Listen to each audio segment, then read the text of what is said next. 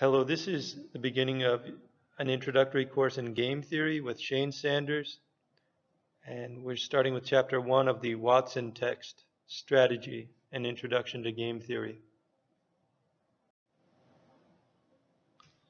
As I said, my name is Shane Sanders. This is an introductory game theory course. The text is Strategy, an Introduction to Game Theory with the author being Joel Watson. And chapter 1 provides an overview of essentially what game theory is and what game theory does. So we can say, as kind of a preliminary definition, that game theory studies any rule-governed situation with well-defined outcome set characterized by strategic interdependence. So we need essentially at least these three elements. The situation should be rule-governed. It should have a well-defined set of outcomes. And two or more individuals should be strategically interdependent. So, for example, a soccer match fulfills all of these requirements of a game. It's rule-governed. There are certain rules in soccer that you have to play by, and the referees enforce those rules. There are well-defined outcomes. You can win, lose, or draw in soccer. And it's characterized by strategic interdependence. So if I score a goal, or if I win a match, then you've lost the match. Okay, so by trying to win the match, I am trying to make you lose the match. And by trying to win the match, you're trying to make me lose the match. So we are strategically intertwined or interdependent.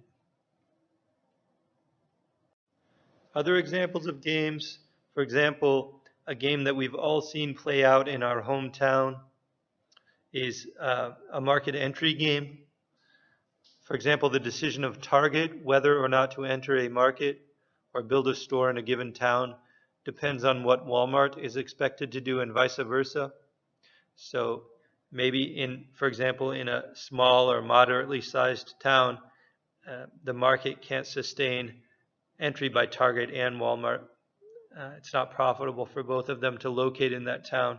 So Target's, when they decide whether to go into that town, they're trying to gauge what they think Walmart will do, and Walmart's trying to gauge what they think Target would do.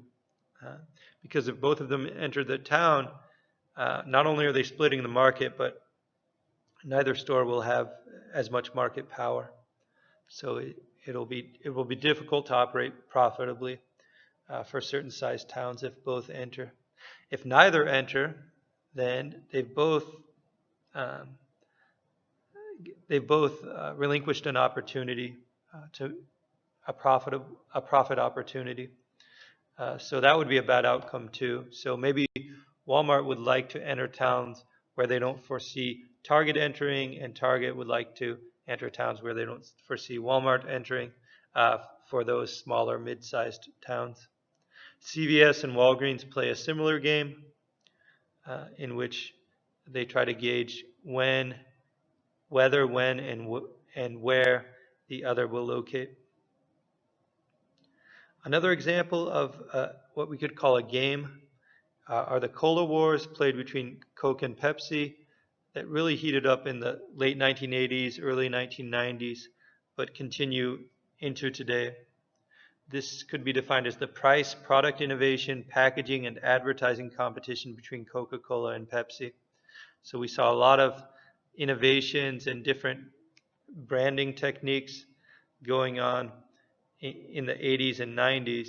For example, Pepsi came out with something called Clear Pepsi, and Coca-Cola came out with some similar things that were just new takes on cola. And then really Diet Coke and Diet Pepsi started getting very popular in the 1980s and into the 1990s. And so they were competing to not only on the grounds of taste for their main product, but also for their diet product. And so also they were doing different things with pricing, different things with packaging and labeling that made one maybe appeal to a certain demographic or a certain set of consumers, and the other maybe appeal to other consumers. So the Cola Wars is a game in that it's rule governed. Um, you can't just make, for example, false claims about the other party. Um, that's enforceable by the courts, that you can't make these false claims about yourself or the other party. So there are rules governing the situation. There are outcomes. Coca-Cola reports quarterly earnings, as does Pepsi. And there's strategic interdependence. There's essentially, in the short run, kind of a fixed market size or some market size, and Coca-Cola and Pepsi are fighting for a larger share of that size. But if Coca-Cola gets a larger share, then that leaves Pepsi with less market share, and vice versa. Another example is what we could call the fiscal cliff game. This is a legislative game that played out between Obama and the House of Representatives in both of Obama's terms. But essentially, this game involved trying to each side wanted to get the budget that they most desired.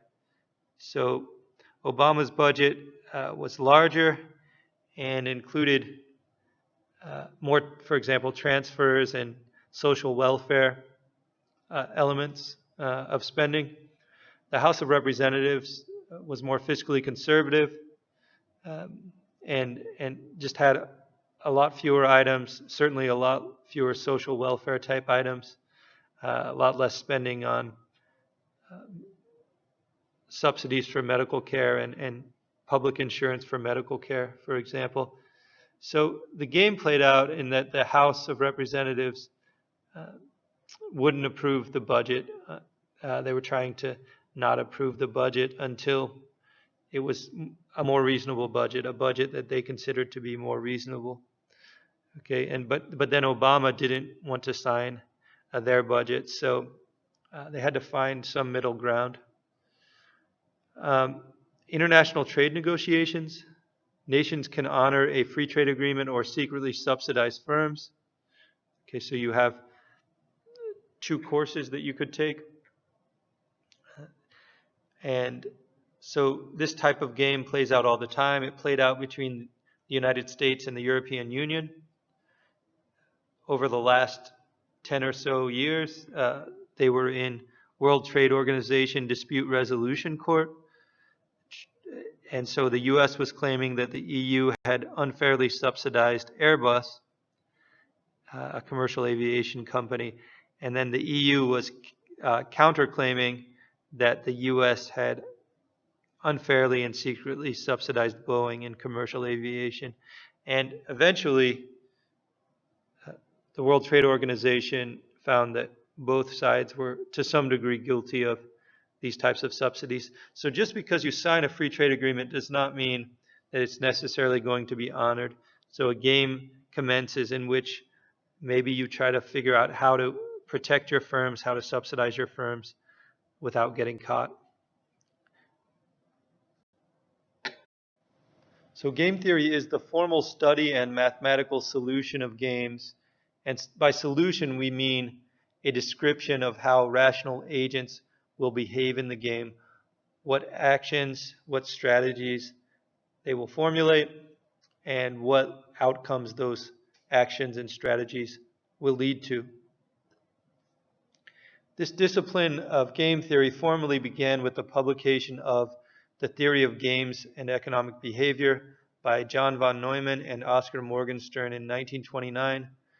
Von Neumann was a mathematician, but he was so much more. He was a computer science theorist, an engineer. He was very important in the making of the first atomic bomb, in the conception of the implosion device for the bomb, and he worked within the Manhattan Project on these things. He was also very important in physics and chemistry, and certainly is considered the father of game theory. Morgenstern was an economist, so they created many of their most important ideas about game theory as colleagues at Princeton University. And Princeton University was very important. It played a leading role in the formation of game theory as a formal science. And right from the beginning, with the collaboration between von Neumann and Morgenstern, game theory was on the kind of at the intersection between mathematics and economics. And that tradition continues today, although game theory is very important in other social sciences and other disciplines now. In the 19th century, informal game theoretic methods were used to understand duopoly pricing and other strategic scenarios by scholars such as Cournot, Bertrand, Edgeworth, and Stackelberg. We could call this situational game theory. These scholars did not create a broad theory of games. They situationally developed game theoretic tools to understand specific settings such as duopoly markets. On the other hand, von Neumann and Morgenstern developed a broad theory of two-player and largely constant sum games. This was still limited, and so then John Nash came along as a PhD student in mathematics at Princeton. So he came to you could call it the birthplace of formal game theory as a doctoral student. And from 1950, Nash extended the theory of games by introducing what became known as the Nash equilibrium. And with Nash, game theory was generalized to an n-person variable sum analysis. The Nash equilibrium was considerably more flexible than the game theoretic solution concepts preceding the Nash equilibrium. A solution to a game tells us what outcome to expect in the game and how that outcome will be achieved. So it just describes essentially what rational agents will do in the game, what strategies they will adopt, and what outcomes to expect from those strategies. By solving a game, we're not saying that we're ensuring the best outcome of the game or we're trying to make the outcome better. It's not like solving a social problem or something. We mean an analytical solution. So we mean a description of what rational agents will do. And the solution of a game, the equilibrium in a game, does not necessarily imply that you get the best outcome or the players get the best outcome. There's a whole class of games in which rational agents, by each responding to one another in the best way, actually get what we would call an inefficient or inferior outcome. Okay, this is the tragedy of the commons game or the prisoner's dilemma game. So this is an interesting paradox within game theory. Agents acting in their own best interest that are strategically interdependent don't always achieve the best outcome for themselves and certainly not necessarily for the other party. So that's going to be a theme of the course. Sometimes equilibria lead to best outcomes. Sometimes equilibria do not lead to best outcomes. But in games in which they don't lead to best outcomes, in these prisoner's dilemma games, if somehow we could make players non-strategic, non-rational, they might actually do better within that setting. And mechanism design is very related to this concept of outcomes and trying to ensure outcomes. It's more related to solving games in the sense of making people better off. It's the design of a mechanism to achieve a goal. It's sometimes called reverse game theory. So whereas game theory takes the game's structure as given and tries to describe the outcome, tries to solve the game in that sense, mechanism design tries to construct the game and the strategic setting to improve outcomes or maybe to ensure best outcomes. So game theory takes the setting as given and tries to solve for the equilibrium of the game. Mechanism design takes the outcome, or the desired outcome is given, and tries to solve for the strategic setting or the game structure that would lead to that best outcome. Examples of mechanisms in strategic settings include, well, a tax system is a mechanism for raising government revenues or public funding. So we need to raise revenues if we want to have public goods and public funding for transfers and public schools, public roads, these sorts of things, national defense, parks. But how do we collect that? So that's a subject of mechanism design. And so government officials must understand that the mechanism they choose to raise revenues influences taxpayer behavior. For example, a sales tax increases price paid, decreases units exchanged, and may cause product substitution or a black market. So, for example, in the United States, we have high cigarette sales taxes. Specifically, some states have very high taxes. So, this will lead people to change their behavior. They'll behave strategically in response to the use of this mechanism to raise revenues.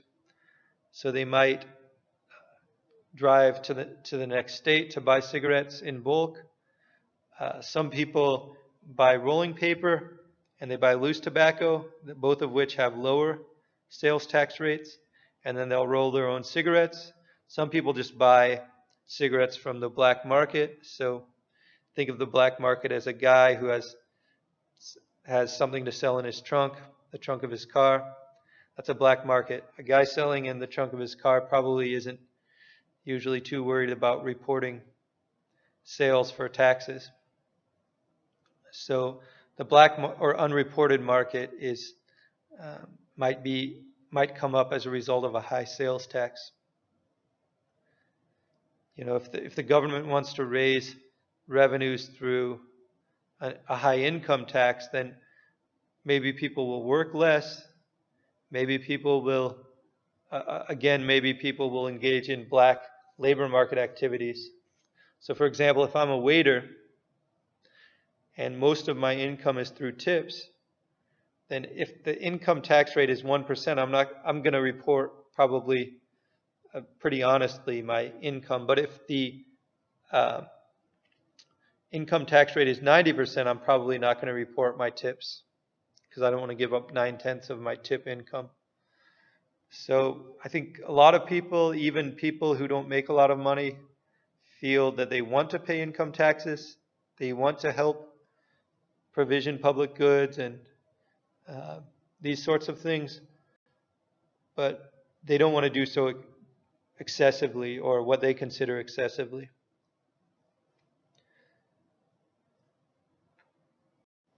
Another example of a mechanism, for example, the Livestrong Foundation seeks to cure cancer, and it can support cancer research via maybe research grants to scientists or research prize contests. Okay, these are two ways historically to fund research and encourage cures to diseases, for example. In recent history, grants have been much more important in funding scientific research, but very recently, prize contests have become more and more important. In 2011, Obama authorized federal agencies to host prize contests in which they can give large cash prizes for the solution of outstanding problems in society. And many federal agencies have done so to the tune of millions of dollars of prizes awarded. Tyler Cowen, in a Google talk, discusses the difference between grants and contests. Actually, contests were very important centuries back in motivating research and solutions to problems. They became less so, and grants really took over, certainly in the 20th century. But in the 21st century, in the early 21st century, contests are really making a comeback. So when you think of research grants, think of the National Science Foundation in the United States, for example. They award hundreds of millions of dollars each year in grants, if not perhaps more than $1 billion in grants per year. Kaggle.com, Netflix, the X Prize Foundation, these are all organizations that either host or broker research contests. And Kaggle.com, they kind of broker or host research contests. They're a hosting site. So they link up people who feel that they have the research skills to solve certain data-driven problems, and also companies that need data-driven problems solved. So Kaggle.com was created by an Australian economist. So economists are very much involved in mechanism design in the real world. Lastly, in Chapter 1, I want to discuss the difference between cooperative games and non-cooperative games. Cooperative games describe settings in which players can make binding agreements. For example, two companies might form a research partnership, and they might sign contracts to enforce this research partnership. So a contract is a binding agreement. If one company is not sharing with the other research findings or equipment, resources, certain information about different research processes, then the company who feels violated or who is violated can sue that first company, and they can win potentially a large settlement. So certainly companies forming research partnerships can form binding agreements. In other settings, non-cooperative game theory can describe those settings. In non-cooperative game theory, players cannot make binding agreements. For example, in sports matches, the expectation is that each team of players plays their hardest to support their team's chances of winning. So teams or players across teams shouldn't make agreements to try to sway the outcome. Okay? And those agreements, any such agreements would not be binding. They would actually be illegal. And we've seen players get into trouble from time to time by making agreements actually with sports bettors. Sometimes they make agreements with sports bettors and then they tank. They don't play their hardest. And this can lead to a lot of trouble for the player. Okay, so this ends chapter 1 of Joel Watson's text, Strategy and Introduction to Game Theory. Thank you.